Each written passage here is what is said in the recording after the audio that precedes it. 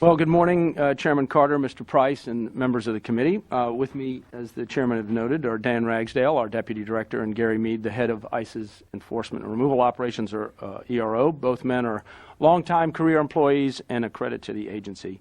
Mr. Chairman, let me pose a moment to thank Mr. Mead as he prepares to retire after nearly 40 years of federal service.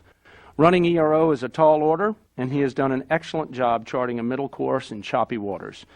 The immigration enforcement business is not for the thin-skinned. We get more than our fair share of attention and artillery fire from every corner of the social spectrum. Gary has handled himself with a calm professionalism that few could have mustered under similar circumstances, and I am deeply grateful for his willingness to lead ERO not once but twice in his career.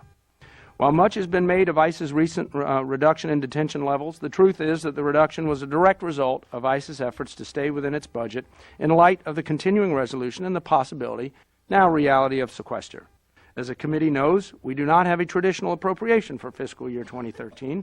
Rather, we are coming to the end of a continuing appropriation that funded ICE at FY12 levels for the first 6 months of the fiscal year, and we do not yet know what Congress will provide for the remaining 6 months. Additionally, as of March 1st, we are living under a sequester of 5% of our annual funds, a reduction of just shy of $300 million. Thus, while the expiring CR provided ICE budget authority to maintain an average of 34,000 detention beds for the year, sequestration has in turn reduced those same funds by 5%, a reduction that, if left unchanged by Congress, will affect our average daily population going forward. Despite these challenges, ICE continues to produce impressive enforcement results. During the first 5 months of the 6-month CR, that is the portion without sequestration, we were solidly on pace to maintain an average level of 34,000 beds a year. Indeed, on the last full week of that period, our annual average daily population was 33,925 beds. This, Mr. Chairman, is the highest level of detention ICE has ever maintained over the first 5 months of any fiscal year in the agency's history, and close to the record annual level of 34,260 beds ICE maintained at Congress's direction last year. At times during this fiscal year, we have maintained well over 34,000 beds, due in part to increased support we have given the Border Patrol on the southwest border. On October 2nd, 2012, for example, we had an actual level of 36,036 beds in use. With budget authority that only supports 34,000 beds, we obviously could not maintain such highs over the year, so we had to temporarily lower our detention to levels below 34,000 to ensure that at the end of the CR we remained within budget. This need to lower our detention levels was heightened by several factors. First, 2 of the funds we used to maintain detention space did not receive the funds we expected. The breach bond fund in particular had a projected shortfall of $20 million for this fiscal year. Second, 4 months into the fiscal year, on January 18, 2013, we were maintaining an average daily excess of 630 beds over 34,000. Had we continued to operate at this level, we would have faced a year-long shortfall of $128 million. Finally, our transportation and overtime expenses used to support our immigration enforcement efforts exceeded our execution plan by $16 million for the first 2 quarters. In the context of a known full-year budget, we can usually address these sorts of issues over the balance of the fiscal year.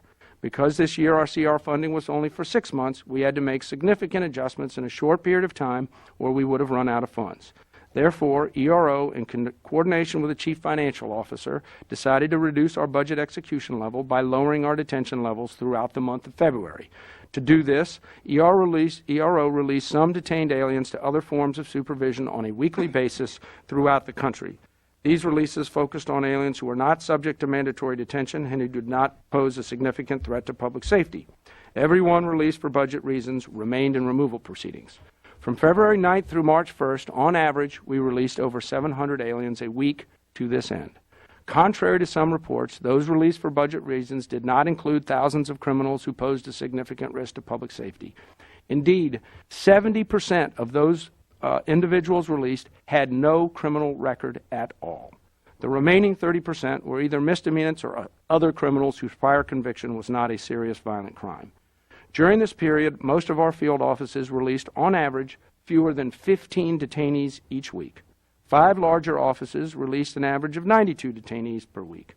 In total, we released 2,228 aliens over a 3-week period in February for solely budgetary reasons.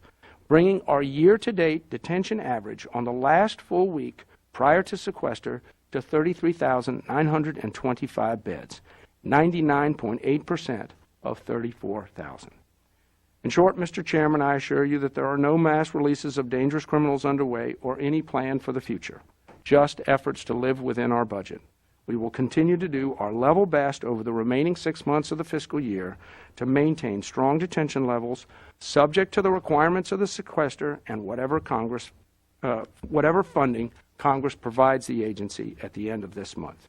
Thank you.